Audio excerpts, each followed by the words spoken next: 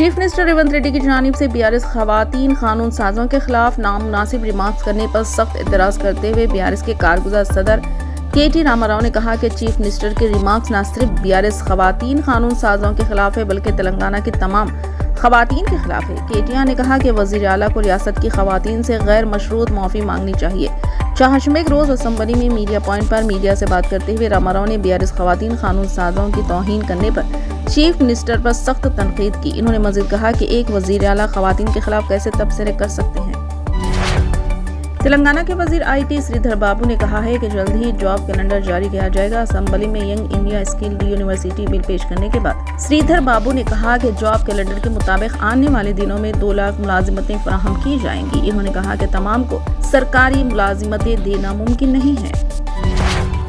SC درجہ بندی پر supreme court کی دستوری بینچ کے فیصلے پر وزیر اعلیٰ ریونت ریڈی نے اظہار تشکر کیا۔ اسمبلی میں اس موضوع پر بیان دیتے ہوئے انہوں نے کہا کہ ریاستی حکومت کی محنت SC ذیلی ذاتوں کے درجہ بندی کے لیے کامیاب رہی ہے۔ انہوں نے یاد دلایا کہ اس موضوع پر تحریک التوا پیش کرنے پر ان کے ارکان اسمبلی سے معطل کیے گئے تھے۔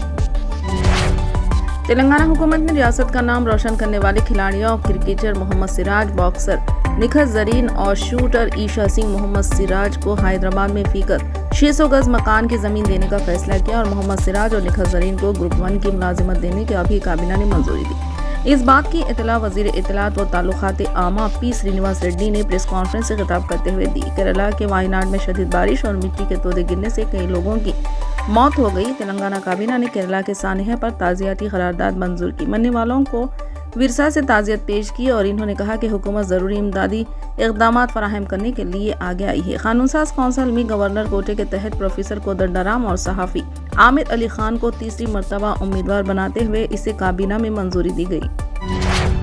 گینگسٹر ابو سالم کو کل رات ناسک سینٹرل جیل سے کسی دوسرے شہر منتقل کر دیا گیا۔ ناسک سینٹرل جیل سے منتقلی کے وقت ناسک ریلوے اسٹیشن کے احاطے میں پولیس کی بھاری نفری تعینات کی گئی تھی۔ ابو سالم کو اس سے قبل نوی ممبئی کے تلوجہ جیل میں رکھا گیا تھا۔ ابو سالم کو جس سیل میں رکھا گیا تھا اس کی مرمت ہوئی تھی، اس لیے جیل انتظامیہ ابو سالم کو دوسری جیل میں منتقل کرنا چاہتی تھی۔ ابو سالم نے منتقلی کی مخالفت کرتے ہوئے ہائی کورٹ میں درخواست دائر کی تھی۔ ہائی کورٹ نے ابو سالم کی درخواست مسترد کر دی تھی۔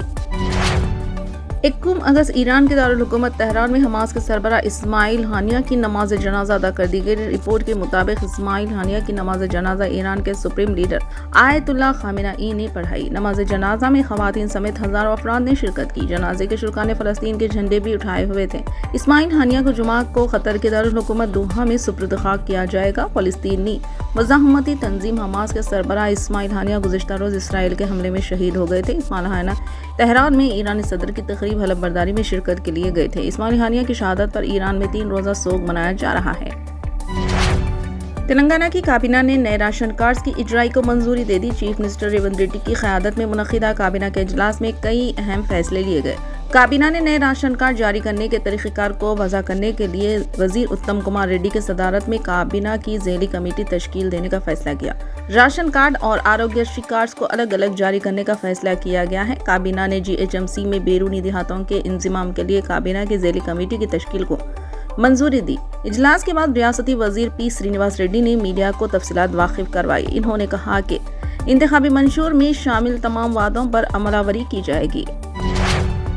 تلنگانہ کے ضلع ہنمکنڈا میں ایک طالبہ کی خودکشی کے بعد کالج کے پاس ہنگامہ کیا گیا۔ تفصیلات کے مطابق جونیئر کالج کی انٹرمیڈیٹ MPC سال اول کی طالبہ بھوانی نے کالج کے ہاسٹل میں پھانسی لے کر خودکشی کر لی۔ ملک ضلع کے کملا پور گاؤں سے تعلق رکھنے والی طالبہ کی نعش MGM ہاسپٹل ورنگل کے مردہ خانہ منتقل کی گئی۔ طالبہ کے گھر والوں اور رشتہ داروں کے ساتھ ساتھ طلبہ تنظیموں نے کالج انتظامیہ پر برہمی کا اظہار کیا اور کہا کہ جب طالبہ کی صحت ٹھیک نہیں تھی تو رشتہ داروں کو اطلاع کیوں نہیں دی گئی۔ اپنی بیٹی کی موت پر شکوک و شبہات کا اظہار کرتے ہوئے والدین نے احتجاج کیا اور فرنیچر کو نقصان پہنچایا۔ ایسا محسوس ہوتا ہے کہ کانگریس کی کوششیں کامیاب ہو گئی۔ BRS کے باغی رکن اسمبلی کرشنا موہن نے کانگریس میں ہی رہنے کا فیصلہ کیا ہے۔ گدوال کے رکن اسمبلی کرشنا موہن ریڈی نے منگل کو سابق وزیر و BRS کے کارگزار صدر تارک راما راؤ سے ملاقات کرتے ہوئے BRS میں واپسی کا اعلان کیا تھا۔ بعد ازاں ریاستی وزیر جوپلی کرشنا راؤ دیورا کدرا کے MLA نے ان سے طویل بات چیت کی، جس کے بعد کرشنا موہن ریڈی نے کانگریس میں ہی برقرار رہنے پر رضامندی کا اظہار کیا۔ تازہ طور پر آج صبح جوپلی کرشنا راؤ نے کرشنا موہن ریڈی سے دوبارہ بات چیت کی۔ بعد ازاں یہ تمام ایک ہی گاڑی میں اسمبلی اجلاس میں شرکت کے لیے حیدرآباد روانہ ہوئے۔ اسی طرح باغی رکن اسمبلی کو کانگریس پارٹی میں ہی شامل رکھنے میں پارٹی کے قائدین کی کوششیں رنگ لائی۔ فی الحال کے لیے بس اتنا ہی۔ دیکھنے کے لیے شکریہ۔